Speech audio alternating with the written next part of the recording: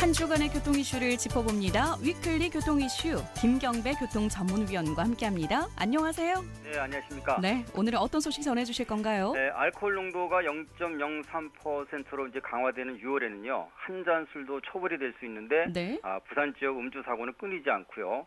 또 문콕 교체가 안 되는 이달에 이어서 5월 달에는 두 번째 차보험료가 인상될 것으로 알려지고 있지만, 네. 이제 보험개발원 측은 가입대수 증가 속에도 수입 보험료는 감소를 한다, 이런 해명을 냈습니다. 네, 이 술을 한 잔이라도 마시면 적발될 가능성이 큰 6월의 혈중 알코올 농도 기준이 0.03% 강화에도 불구하고요. 네. 음주운전 사고가 좀처럼 줄지 않고 있습니다. 그죠? 맞습니다.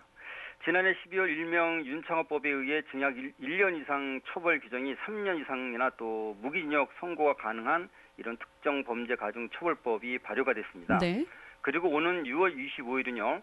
술 한 잔으로도 음주운전이 적발될 가능성이 매우 높지만 면허정지 0.03 이상, 취소는 0.08 이상으로 이제 강화가 됩니다. 따라서 혈중 알코올 농도가 0.03에서 0.05 사이면 형사 처벌 대상이 되고요. 네. 하지만 음주운전은 마치 만취 상태에서도 집을 찾아가는 것처럼 습관적 병폐가 너무 크기 때문에 올 2, 3월 사이 0.03%, 그러니까 현재는 이게 이제 해당은 안 되지만요. 음주운전자가 2,026명이나 됐고요. 와, 네. 81명이 음주운전으로 그 사고를 냈고 125명이 죽거나 다쳤습니다. 엄청나네요. 그래서 이제 개정도로법이 시행되면요. 0.03에서 0.08 상태의 음주운전자는 징역 1년 이하 또는 벌금 500만 원 이하 벌금형이 이렇게 처해질 수 있습니다. 네, 이 기대했던 윤창호법과 달리 이번 주에도 부산 지역에서 음주운전 차량이 인사사고를 내기도 했고요. 네. 이와 관련된 4건의 충돌 사고를 낸 후에 전복이 됐다고요? 네, 지난 수요일 저녁인데요. 8시경 음주운전으로 이제 보행자를 치고 또 차량과 오토바이에 이어서 가게를 들이받고 전복이 됐습니다. 네. 그 남구 문현동 대형 마트 앞으로 알려졌는데요. 차량 한 대와 충돌한 후에 주차된 오토바이와 상점 전면을 들이받았다고 합니다. 이면 도로에서 속도를 줄이지 않던 차가요. 교행 차량을 피하는가 싶더니만 갑자기 후진을 하면서 상가와 오토바이를 덮쳤다고 하는데요. 네. 행인을 치고 주정차 금지 표지판 봉대를 뒤집었고 뒤집혔다고 이렇게 알려지고 있습니다. 이 사람은 5차례나 음주로 적발된 운전자로서 측정을 거부하면서 3년 이하 징역이나 1,000만 원 이하 벌금에 처해지고 또 면허가 취소되는 행정처분에 위험운전치상 혐의로 구속영장이 신청됐습니다. 정말 왜 이러는 걸까요? 네. 근데 음주적발 5건 경력이 측정까지 거부를 해서 3중고를 치르게 됐는데요. 네. 근데 아직도 법을 수호하는 검사와 경찰 음주운전이 많다면서요. 아무래도 뭐 그분들도 사람이니까 그럴 수는 있겠지만 네.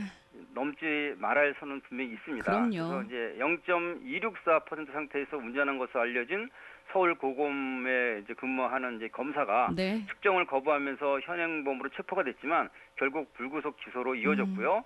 또 경찰 음주운 처리도 비슷한 상황인데요. 구성이나 또 윤창호법 적용이 안 된 이유는요. 인명 피해가, 그러니까 상대의 인명 피해가 없거나 상대 피해가 없는 단독 사고라 이렇게 얘기를 해서 좀 아리송합니다. 네. 지난 1월 아파트 주차장에서 접속 사고를 낸 검사가 곧바로 자신의 자택으로 들어가자 신고를 해가지고 이제 출동한 경찰이 음주증을 요구했지만은 이를 거부했고 네. 그래서 이제 현행범으로 체포가 됐다고 하는데요. 혈중 알코올 농도가 당시 면허 취소 수준인 0.264로 나타났지만 세 차례나 적발된 현직 검사는 불구속 기소 의견으로 검찰에 송치됐다고 합니다. 네. 하지만 도로가 아닌 아파트 주차장에서 단속된 점이 가만히 됐고요. 또 전북경찰 음주사고도 있었는데 동승자나 상대 운전자 등 인명피해가 없는 만큼 이 윤창호법 적용이 어렵다. 이런 판단을 내렸습니다. 그렇군요. 음주운전 절대 안 됩니다. 다시 한번 말씀을 드릴게요. 자, 다음 소식 좀 볼게요. 네. 이 지난해 고령자 노동력 연장과 보험료가 연결이 되더니요. 올해 한 차례 인상되면서 이달부터는 문콕, 흠집까지 복원으로 바뀌었다고요?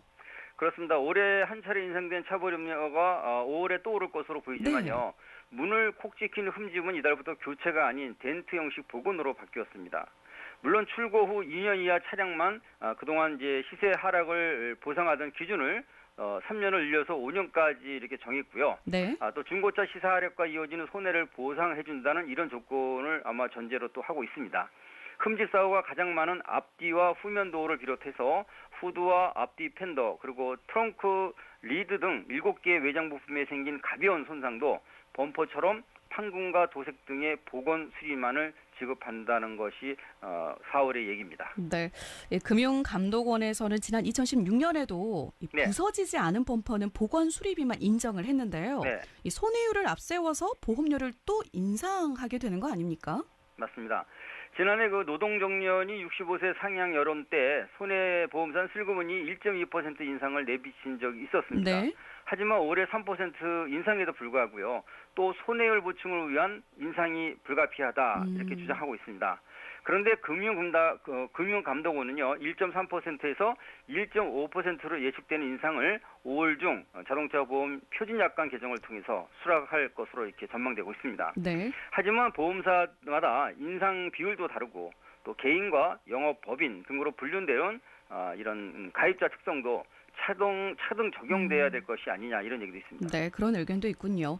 자, 근데 고령자 근로 환경이 늘어났다는 핑계로 올리고 손해율이 높다고 올리는 보험료라면요. 네. 뭐 기준이나 근거 자체가 부족하지 않나 싶은데요. 예, 그런데도 보험사는 만 64에서 65세로 올린 대법원의 근로자 노동 가동 연한을 금감원이 중고차 하락분 아까 말씀드린 2년에서 5년으로요. 네. 이런 보상기간 확대 등 표준약관에 반영했던 만큼 충분한 인상거가 된다 이렇게 한번 자부를 하고 있습니다. 네. 아울러 한 해에 2번 올린다고 해도 손해율 상승분에 못 미친다 또 이런 또 애달픈 얘기도 하고 있는데요. 네.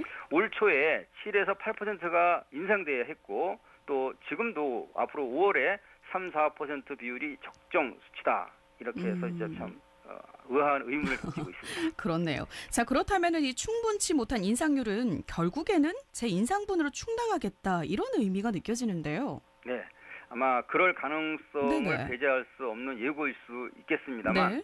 1분기 자동차 손해보험 손해율 85.3%인 삼성화재는요 전년 대비 3.8%가 늘었다고 합니다. 또 현대해상도 4.6%포인트가 늘어난 85%의 손해율이고요. 또 DB 손해보험 역시 0.6%포인트가 늘면서 86.1%를 기록했다고 하는데요. 네. 보험료 인상에도 업계의 적정 손해율인 77%에서 78%를 넘어섰다. 이런 통계를 내놓고 있습니다. 한마디로 주요 보험사 자동차 보험 손해율 통계는요. 하나같이 지난해 같은 기간보다 약화가 된 게 아니라 악화가 됐다. 네. 이렇게 주장하고 있습니다. 게다가 요일 검증을 마친 일부 손해보험사는요. 인상 원인을 노동연한 연장과 또 수리한 중고차에 대한 시세 하락 보상 확대 5년으로 때문이라는 이런 탓까지 하고 있으니까 참 이해가 안 되는 부분이 있죠. 네. 근데 이 손해보험사들이 자동차 보험 기본 보험료율 검증을 보험개발원에 의뢰를 했고요. 네. 이 개발원은 인정 차원을 넘어서 설명까지 했다면서요. 네. 자체 산정한 1.5%, 2% 내외의 그 자동차 보험료 인상률에 대한 적정 여부를 보험개발원에 요청했지만 인상은 약 1.2%로 추정되는 상황인데요. 네. 2018년 자동차 보험 가입자 성향 분석을 통해서 자동차 보험 가입 대수 증가와는 달리 아까 말씀드린 수입 보험료는 감소 추세로 전환됐다는 것이 이제 그 보험개발원 측의 얘기고요. 네. 그래서 이와 관련된 시사점을 제시를 했습니다. 2018년 말 자동차 보험 가입 대수는 2,249만 대로 전년 대비 2.9%가 증가됐지만 15.8조 원이었던 수입 보험료는요. 전년보다 2,240억 원이 감소되면서 가장 비중이 큰 개인용 수입 보험료까지 전년 대비 1.9%가 감소된 10.3조 원에 그쳤다. 네. 이렇게 해명했습니다. 결국 해명으로 끝이 났네요. 네. 자, 오늘 말씀 저희 여기까지 듣겠습니다. 네, 감사합니다. 네, 고맙습니다.